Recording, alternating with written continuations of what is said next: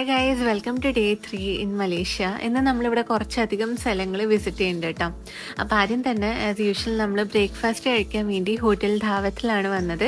നമ്മളിന്ന് മസാല ദോശ കേട്ടോ കഴിച്ചത്. ഇതിൻ്റെ ഉള്ളിലത്തെ ഫില്ലിങ് നല്ല ടേസ്റ്റ് ഉണ്ടായിരുന്നു. അത് ആ സാമ്പാറിൻ്റെയും ചട്നിയുടെയും എല്ലാത്തിൻ്റെ ഒപ്പം കഴിക്കാൻ വേണ്ടി it was like very filling. നല്ല ടേസ്റ്റ് ആയിരുന്നു കേട്ടോ.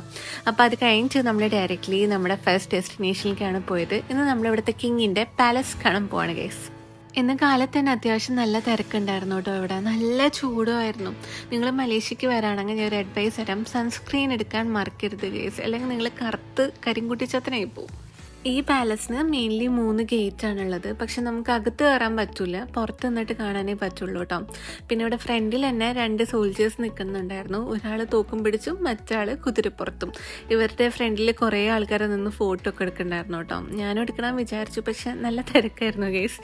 പിന്നെ ഇതൊന്നും അല്ലാണ്ട് അവിടെ അങ്ങനെ പ്രത്യേകിച്ച് വേറെ ഒന്നും കാണാനില്ല. അപ്പോൾ ഞങ്ങൾ അവിടെ നിന്ന് പെട്ടെന്ന് തന്നെ തിരിച്ച് we are heading to our next destination.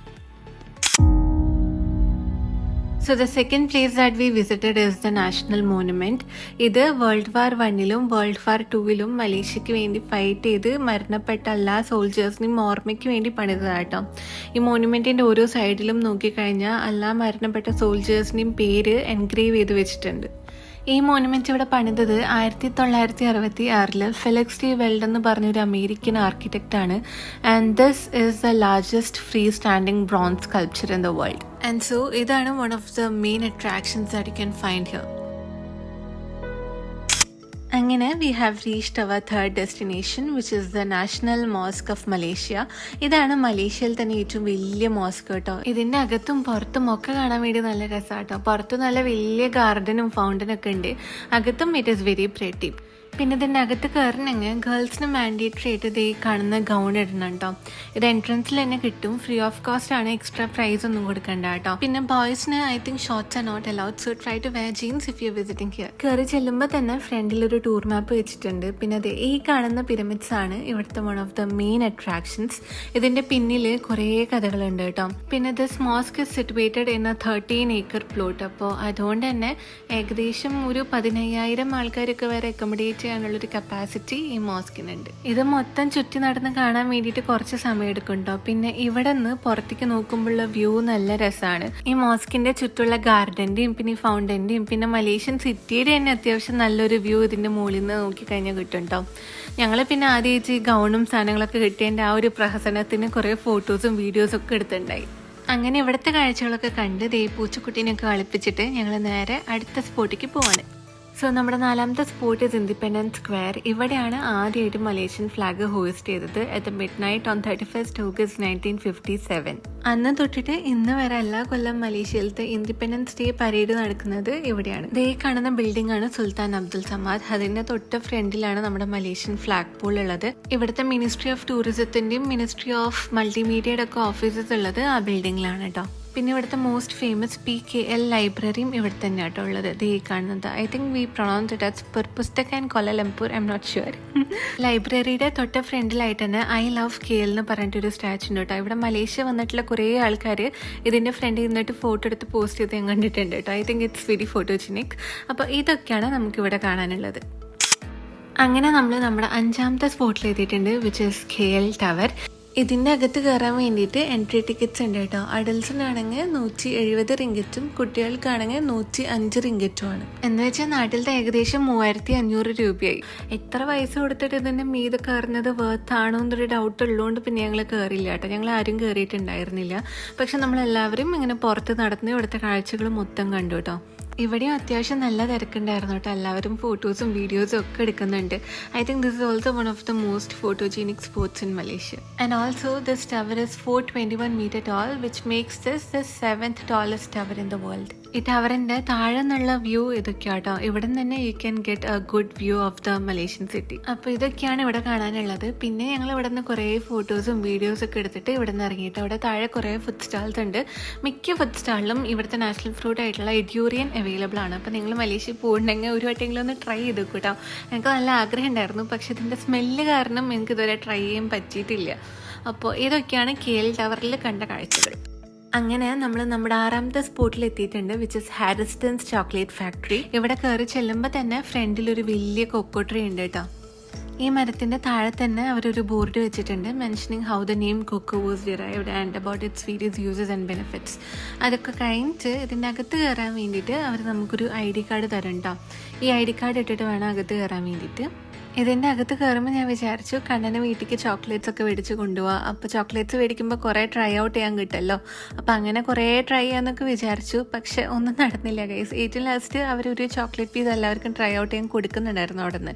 അതും കഴിച്ചിട്ട് നേരെ അവിടെ നിന്ന് മടങ്ങാണ് ചെയ്തത്. ഇവിടെ കുറേ ചോക്ലേറ്റ്സ് ഉണ്ട് കേട്ടോ. You can select according to your wish. പക്ഷെ എല്ലാത്തിനും അത്യാവശ്യം നല്ല റേറ്റ് ഉണ്ട്. So you don't feel it is more affordable to buy from here. അപ്പോൾ അതുകൊണ്ട് നമ്മൾ മേടിച്ചിട്ടൊന്നും ഉണ്ടായിരുന്നില്ല.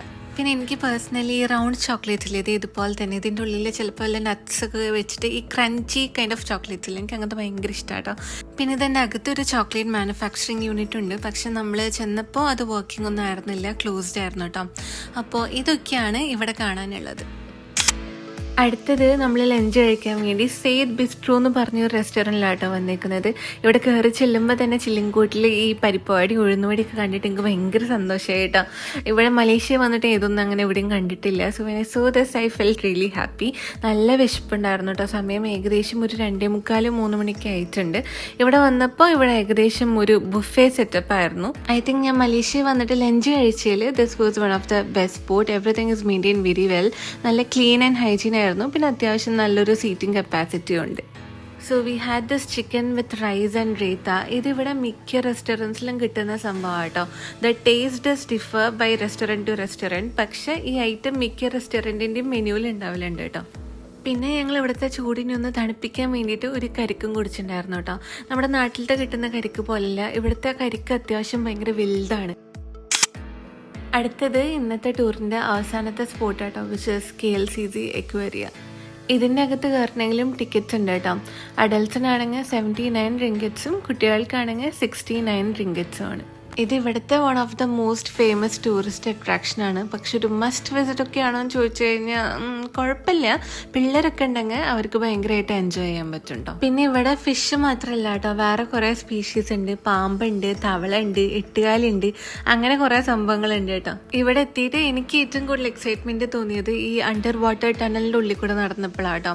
ഒരു അണ്ടർ വാട്ടർ പാസേജ് പോലെ ഉണ്ടാക്കിയിട്ടുണ്ട്. ഇവിടെ കുറേ മീനുകളുണ്ട് കേട്ടോ. വമ്പം മീനുകളുണ്ട്. സ്രാവുണ്ട്, തിരണ്ടുണ്ട്, കടലാമുണ്ട്. ഇതല്ലാതെ അത്യാവശ്യം നല്ല സൈസും ഉണ്ട് കേട്ടോ.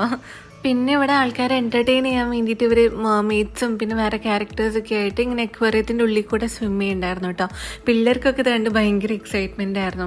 അപ്പോൾ ഇതൊക്കെയാണ് നമ്മുടെ അക്വേറിയത്തിൻ്റെ ഉള്ളിൽ കൂടെയുള്ള കാഴ്ചകൾ. പിന്നെ അവിടെ നിന്ന് പുറത്തിറങ്ങി കഴിഞ്ഞാൽ ചെറിയൊരു ഷോപ്പിംഗ് ഏരിയ ഉണ്ട്. ഇവിടെ കുറേ ടോയ്സ് കിട്ടുന്നുണ്ട് പിള്ളേർക്കുള്ളത്. ഈ പാവക്കുട്ടികൾ, hand made items, key chains, കൈ ചെയിൻസ്, അങ്ങനത്തെ കുറേ സംഭവങ്ങൾ കിട്ടും. പിന്നെ ഇവിടെ നിന്ന് എന്തോ ഒരു പ്രോഗ്രാം നടക്കുന്നുണ്ട്. അപ്പോൾ ആൾക്കാരിങ്ങനെ ക്യാരക്ടേഴ്സായിട്ട് മേക്കപ്പ് ചെയ്ത് നടക്കുന്നുണ്ട് കേട്ടോ പുറത്ത്. എല്ലാത്തിനും 2 കൊമ്പും വാലൊക്കെ ഉണ്ട് കേട്ടോ. അങ്ങനെ ഇന്നത്തെ ടൂർ കാഴ്ചകളൊക്കെ കണ്ടിട്ട് ഞങ്ങൾ നേരെ ഹോട്ടലിലെത്തി. എത്തിയപ്പാടെ ഞാൻ ആദ്യം തന്നെ സ്വിമ്മിംഗ് പൂളിലേക്ക് കേട്ടോ പോയത്. ഇന്നലെ നൈലോൺ ഡ്രസ്സ് ഇല്ലാത്തതുകൊണ്ട് സെക്യൂരിറ്റി പൂളിൽ ഇറങ്ങാൻ സമ്മതിച്ചിട്ടുണ്ടായിരുന്നില്ലല്ലോ. അപ്പോൾ ഇന്ന് ഞങ്ങൾ ടൂർ പോയപ്പോൾ വഴിയിൽ നിന്ന് ഒരു നൈലോൺ ഡ്രസ്സ് മേടിച്ചിട്ടുണ്ടായിരുന്നു. അയാളുടെ മുമ്പിൽ നിന്ന് തന്നെ ഇറങ്ങണം എന്ന് എനിക്ക് നല്ല ആഗ്രഹം ഉണ്ടായിരുന്നു. പക്ഷേ അയാൾ അവിടെ ഒന്നും കണ്ടില്ല ഗൈസ്. പിന്നെ കുറച്ച് കഴിയുമ്പോഴത്തേനും സ്കൈയുടെ കളറൊക്കെ ഒന്ന് ചേഞ്ച് ആയി and we saw big rainbow. ഞാൻ ആദ്യമായിട്ടാട്ടോ എൻ്റെ ജീവിതത്തിൽ ഇത്ര വലിയ റെയിൻബോ കാണുന്നത് and it made me really happy.